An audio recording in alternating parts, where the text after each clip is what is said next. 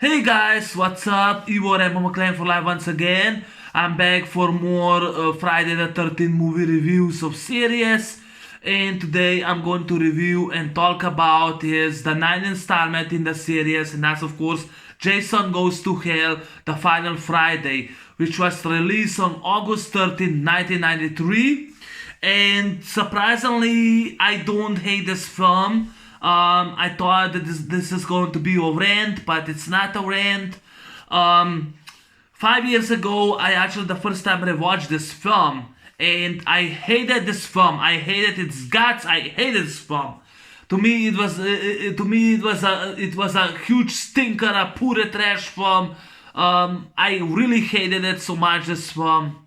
But watching this movie now, I really liked it. This time around, I liked it. So it's not going to be a rant. Surprisingly, it's going to be a positive review. And I think it's another Friday the 13th movie that's very underrated. This is actually the first movie that was held by New Line Cinema. And New Line Cinema, when Paramount Pictures sold Jason Voorhees, when they actually sold Jason rights and to New Line Cinema, New Line Cinema only hold, the name Jason. They hold the rights to the name Jason, but they did not hold the rights Friday the 13th, and that's one of the reasons why it's titled Jason Goes to Hell, the final Friday. And they also did not hold rights for Tommy Jarvis, because the character played by John DeLeMay, he was previously in the TV series. He left after season 3, after the opening of season 3, when his character was actually magically changed into a little boy. He left the show, and he was the cast, one of those actors. He actually was cast for this film. He's supposed to play Tommy Jarvis, but because the New Line Cinema did not own the rights for this movie, for the character Tommy Jarvis, they actually created Stephen Freeman. Directed was by unknown director, Adam Marcus. He was unknown. He was actually just fresh graduated, graduated student, and this is actually his first direction movie. He's supposed to Touchstone Productions. I thought that studio when they actually hired. Actually, they approached Adam Marcus if he would direct this film. My Boyfriend is Back, but because Disney did not want that that unknown director that is actually a rookie should go to the hands of a film, so they dismissed him. And because Adam Marcus, he was a fan of Friday the 13th, they actually choose him for the direction. This time was produced by Sean S. Cunningham, director of the first movie. And yeah, Adam Marcus and Sean S. Cunningham, they both clashed. And I'll talk later. But I don't have the DVD or that box set, which it has now all Friday the 13th movies. They have all the posters in it. But I do have a handmade cover with both of them together with Jason X. And no, this is not the Jason from this movie. This is actually from the remake, and which is titled, which is now New Line Cinema, Jason Goes to Hell, and Jason X. But I do have, the bag. Evil has finally found a home.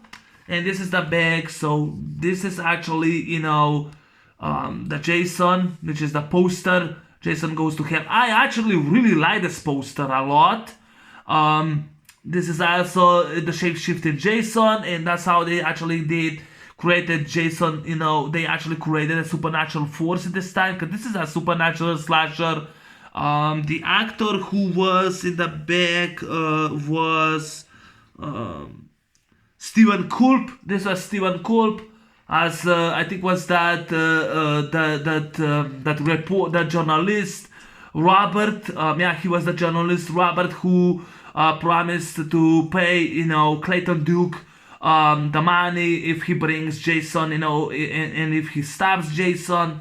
So yeah, that's the zombie Jason, in the shape shifting form in Robert's body, and that's how Jason looked like. And this is the poster.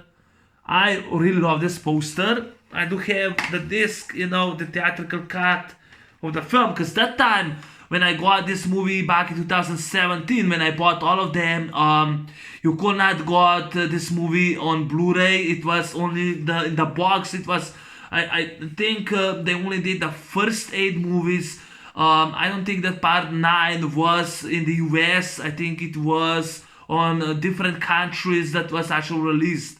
But I do have the handmade, and like I said, it's a disc. But I love, the look of Jason behind the mask. I wish they could use that in the film. Of course, they didn't, but I love the advertising, in the mask. Jason looks like a demon. And yeah, surprisingly, I like the film. I like the film. I like this poster. I like the film. And I actually like this film a lot more than part 8, Jason Takes Cruise Ship or Jason Takes Manhattan. Because for one of the reasons it was only 1 hour, 1 hour 27 minutes long. It was fast paced. It wasn't boring like the previous movie. I fall asleep by part 8. But this movie I didn't fall asleep. It was really fast paced. I really liked the film. Yeah, this time around I liked it, so this is gonna be a positive review. So in the open scene, this FBI agent, we don't know at first, she's undercover. She's actually undercover. Elizabeth Marcus, she's FBI. She goes to Crystal Lake in the cabin to enjoy herself. She's been attacked by Jason. She escapes, she jumps, lands on the table. She goes behind the car, she escapes. Jason goes after her, and Jason, he tries to kill her, but he misses her. That time we see Jason is surrounded by SWAT team, and they go and they blow him to pieces. They destroy his body, but his head is still alive. And the coroner is played by Richard Gant, the actor who was in Rocky 5. He played Washington Duke in Rocky 5. And yeah, they destroy his body. He's a coroner. He examines the body parts of Jason. And the heart of Jason keeps living. And somehow goes and hypnotizes Phil Coroner, that he goes and eats the heart and takes all the strength and the power. And now Jason, stuck in Phil's body, starts killing everyone. And also FBI agent Guard is played by Kane Hodder. And yeah, they actually did with the sign, that's actually Kane Hodder in it. So he also plays the FBI agent. I know there's an unrated cut which is 2 minutes long, but I don't know. I have never seen the unrated cut. Would like to see it. I think it's now released on Blu-ray. I'm not sure, because this is the theatrical cut that I actually am owning. It's not unrated cut. But yeah, it goes. But that time, when this guy keeps mocking of Jason, and Jason in the shape-shifting form goes and kills his partner. He walks out. This guard, says we're the one that we fucked up, and suddenly it cuts then to the news on the Clayton Duke played by Steven Williams. And yeah, we found out that like three people are dead now, including those 2 FBI guards, played by Ken Hodder, and the coroner, is actually missing. And that time it cuts to Robert. He's a journalist, and he promised, I think, it's $500,000, $500,000 to Clayton Duke if he brings him Jason and the proof that Jason Voorhees, because people keep dying, in Jason Voorhees style, and yeah, and of course Clayton Duke, played by Steven Williams, I thought was really bossy. He wanted to be like a cowboy unless he won't play. Steven Williams is really it's really one of my favorite actors. He was in 21st Jump Street. He was the main actor from season 1 till the fifth season that he stayed on the show until the show was cancelled. He showed up in episode 7 and he stayed till episode 22, season 5. Because season 4, after season 4 ended, Johnny Depp left the show. Dustin Diana also left the show, but Steven Williams and the actress who played Holly Robinson, she stayed. They were the main actors that actually really stayed through the whole show. So that was awesome. And Steven Williams' performance actually saved this film, in my opinion. I liked his performance. He's a bounty hunter. He knows that Jason Voorhees is still alive. He knows how to stop Jason. And the only one that can stop Jason this time, because Jason is unstoppable in this movie. He's shape-shifting, his hair keeps shape-shifting. He shape-shifts to this cap. He uses the life form of the cap. And he actually wants to be reborn again. The concept in the story is Jason wants to be reborn again. FBI and SWAT, they destroyed his body. He needs his body back. In order to do that, he's hunting down his half sister, Diana, Diana Kimble. He hunts down. And Duke knows he's after her and her daughter, and of course his niece, and of course the baby. He's after them, and of course Stephen Freeman. He actually Diana. He's actually friends with Diana. He was ex-boyfriend to Jessica, and of course Diana tells him that she has to tell him something, but they're gonna meet at her house, and while he's going to the Crystal Lake, where he's heading to the Crystal Lake, he goes and pick up those 3 hitchhikers. Which I love that. I love John DeLeMay as character Stephen Freeman. He's a good guy. He stops them. He makes jokes around about this Jason. And I like the actress. She played Alexis. She was the camper, the hitchhiker that goes to Camp Crystal Lake because it's beautiful there. Played by Catherine Atwood and her 2 friends. And Jason, in the form of Connor, goes and kills all of them. And he goes to Diana and he attacks Diana, and of course by the way, he first goes and kills those cops. He kidnaps this cop, and then he goes and shaves his mustache and his beard, and he uses his shape-shifting, just like the Blob. He goes and shape-shifting him, like body snatchers. He goes and shape-shifts in the cop. And he goes to Diana's house, attacks Diana. Diana uses a gun, shoot him the head. The guy still live, and Steven shows up and stabs the motherfucker, but he won't stop, but goes, and on the end, he kills Diana. I think he throws the blade, a long kitchen knife. He throws knife, but hits Diana, and that time they both go fight each other, and of course Roy, the shape-shifting Jason, falls out of the window because John DeLeMay pushes him out the window. He jumps, he left out of the window. That time Steven is arrested, just like Tom in part 6. He gets accused of a murder of Diana. He didn't. He's been arrested by Sheriff Landis, played by Bill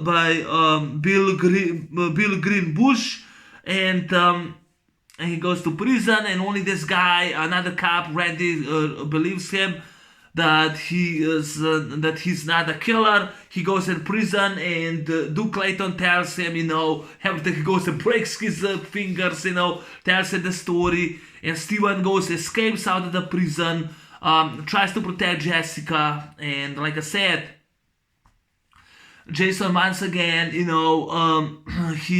he goes and possesses the power of Robert, and that's actually Robert. He goes and possesses he goes and body snatches Robert, and now in the Robert's form, he tries to kill Jessica, but Steven saves her. They escape with the car. Jessica is convinced that Steven killed her mom, so she escapes. And she goes to the police station. Cops, Randy, the cop shows up, goes in a fight with Steven, and then when Steven finds out that Jessica's in the station, he turns himself in to go to the station, but everything becomes worse, and of course Steven tries to save Jessica. That time when Jason goes to the station and kills everyone, and he tries to save her. Clayton Duke clogs the guy out. He escapes. He goes to he escapes, and he goes to to the worker's house. And also he kidnaps the baby of Jessica, and when in the diner scene, which I enjoy, when Jessica tries to find her baby, her daughter Stephanie, and baby Stephanie, and there's also Steven shows up, and when everyone in the diner patrons are actually armed. And Robert, shapeshifting Jason shows up and starts killing people. And there's a badass scene. They keep shooting at him. Nothing happens. There's this girl, Vicky. She uses a shotgun with double barrels, with two barrels. It shoots the guy, and there's nothing fucking happens. And I really love the scene when she goes and blows him when he tries to kill the baby. She goes, blows him right. No, actually, Jason tries to kill Jessica. He tries to shapeshift into Jessica, and she goes, blows him right in the leg. She uses like a long metal stick, just like Dominic, goes, stabs the motherfucker. He grabs and stabs her back. I love the actress who played Vicky.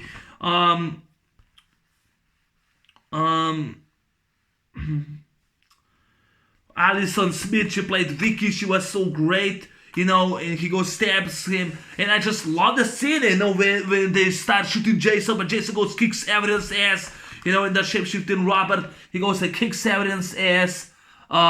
This guy Robert took the body of Diana, and puts her in the worker's house because he needed for the ratings of TV.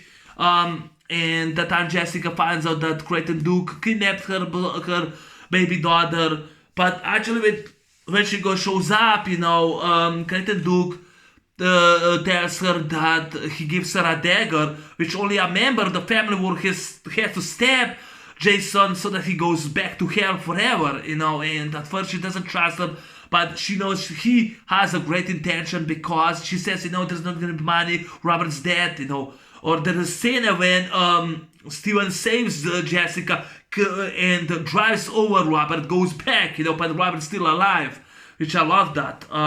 I like that a lot. I love that a lot, and Duke gives her a dagger and tells her she's the only one that can stop and defeat Jason. And that time, Jason shows up in two bodies, Randy and Sheriff Landis, and Duke actually fall in the trap. And he says, he had to kill them both. He gets stabbed in the leg, says he had to kill them both. And, he tries to help Jessica, and she's been attacked. That time, Steven shows up when she's been attacked, and Steven saves her, and they both try to help Clayton Duke. And Clayton, on the end, when Jason, he goes shapeshifts from Diana, and he turns himself back into his body, and he tries to kill Jessica, and Clayton Duke grabs the handcuffs, cuffs himself to the Jason, and says, this time you're gonna die. And because Jason can come near, he goes and kills Duke, and he uncuffs himself. And that time, he goes out, and In that time, there's the great fight scene, and John DeLemay fights off, kicks Jason's ass. He goes and fights him off. Jessica shows up, the back, jumps at him, stabs him right in the in the head. There's a magic. He starts fading into hell, and of course, John DeLemay goes, kicks the guy, punches him, throws punches at him. And that time, he says, go. He says, go, and Jessica kicks him with her boots, right? Stabs the dagger, says, to hell, go to hell. And of course, Jason then goes back to hell, and this monster grabs Steven, and Jessica goes and saves Steven. And on the end, we see a glove of Freddy, which was actually to set, which was Freddy with Jason was spent for very, very, very long. So they actually, wanted. So the glove that you see, it's not Robert Englund, it's actually Kane Hodder, who plays also Freddy on the end. But Steven and Jessica, they now finally, they defeated the Nightmare, they defeated Jason and left him back to hell, and it's finally over.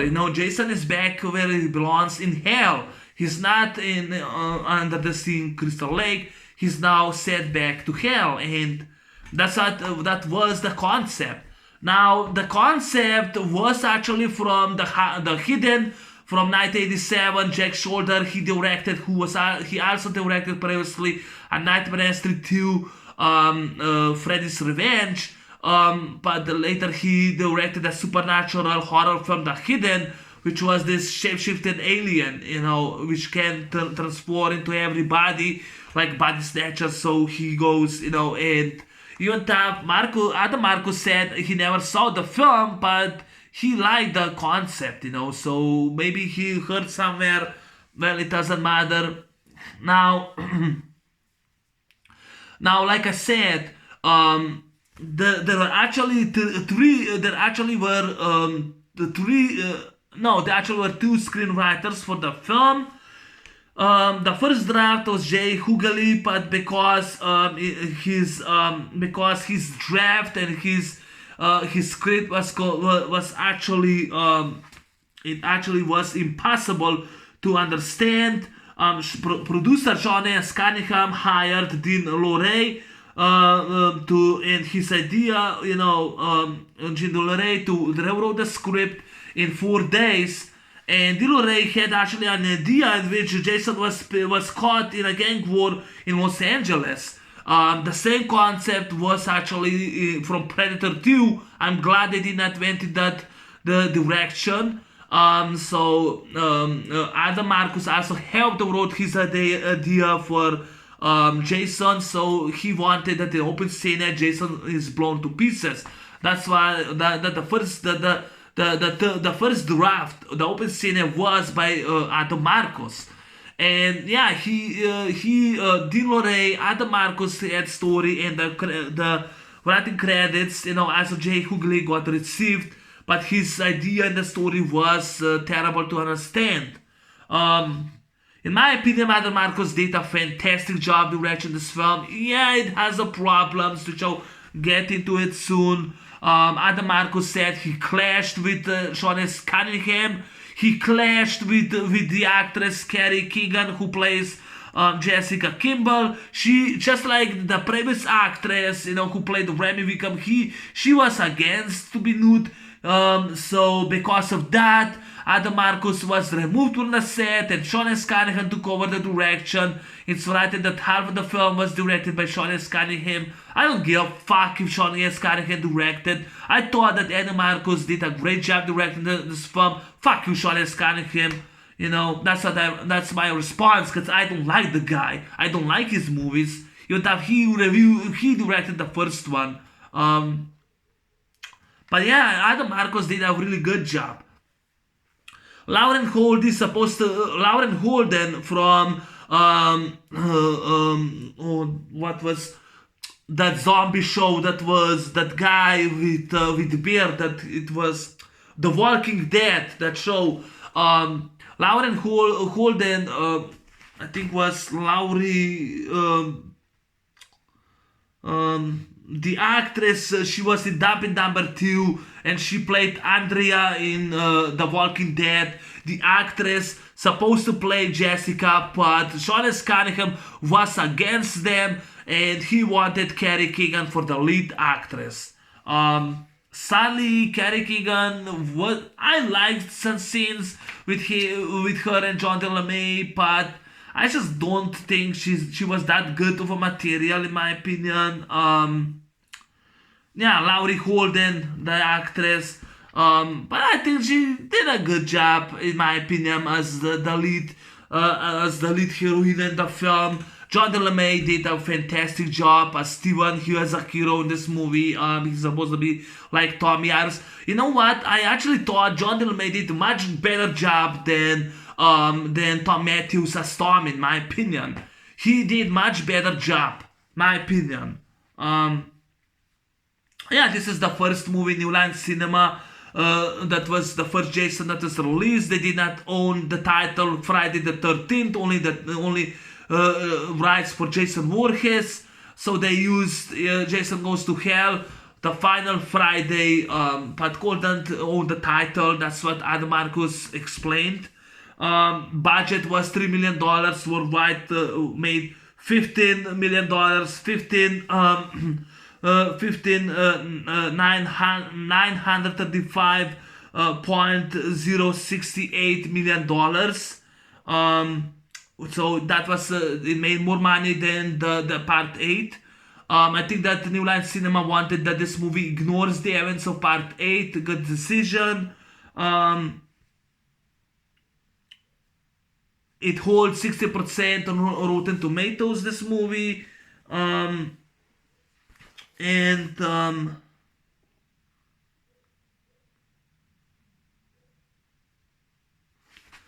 But yeah, there was a lot of actors in this movie.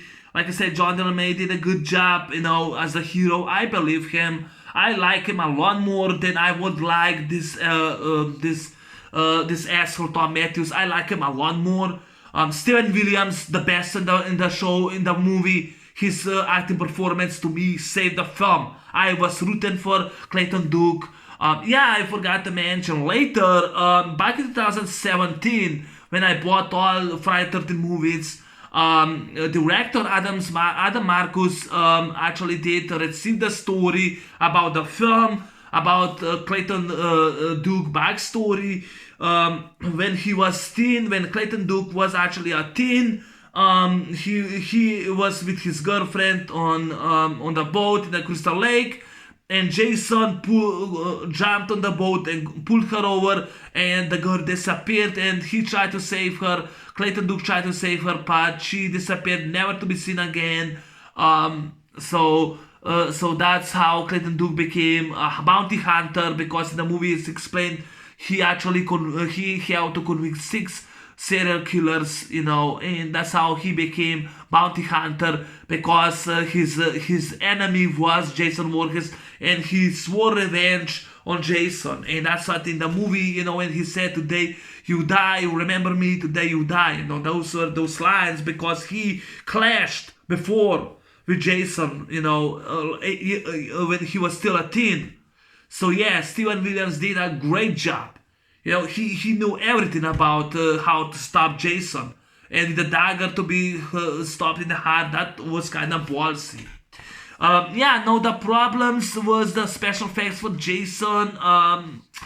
This is really not the best design for Jason, because it wasn't Carl Fullerton, the special effect. It was kind of different people behind it. Not the best Jason, in my opinion. And yeah, in the mythology, because from the first movie till part 7, we never know the parents of Jason except Pamela Voorhees. We don't know his father or that he has a sister. They kind of ruined the mythology with that. The shape shifting, from supernatural to shape shifting. I think a lot of fans put in this movie. This is the worst. This one is actually by everyone's worst on the list, ranked. And even fans, critics panned this movie down. I panned this movie down, but now I'm actually giving a positive review. I think Jason Goes to Hell, The Final Friday, is a good movie in my opinion now, and it's underrated. Yes, this movie is underrated. I'll just show you once again the disc. Now, sorry. This movie is underrated. It is underrated. In my opinion, really good slasher film. Not the best one than all seven movies. I'll say better than part 8, definitely. I like this movie a lot than part 8, in my opinion. I can't say for the other films, but I thought that it was, by running time, 1 hour, 27 minutes, that's fast paced. I wasn't bored. I did not fall asleep by the movie. I did fall asleep by part 8 because it's 1 hour, 40 minutes, the most longer Friday the 13th movie ever. So that's one of the reasons why I think Jason Goes to Hell is underrated. This movie was also 1991. It was the sixth installment in the Nightmare on Elm Street, which was also titled Freddy's Dead: The Final Nightmare, which they wanted Freddy Krueger to killed off, by New Line Cinema, and that is the reason is why it's titled The Final Friday. When Richard Gant eats the hair, it's kind of still disgusting in my opinion. Or when he goes and shaves that his mustache off, I thought that was kind of disgusting, those scenes. But the death scenes when Jason kills people or he kills Duke, they still did a good job. I love the final fight scenes between Jessica, Steven, and Jason in this movie. But for the 90s, it still was a good movie. Or when Jason in the shape-shifting, the Robert kills, those guys, those cops. I thought that was really ballsy. Evil has finally found a home.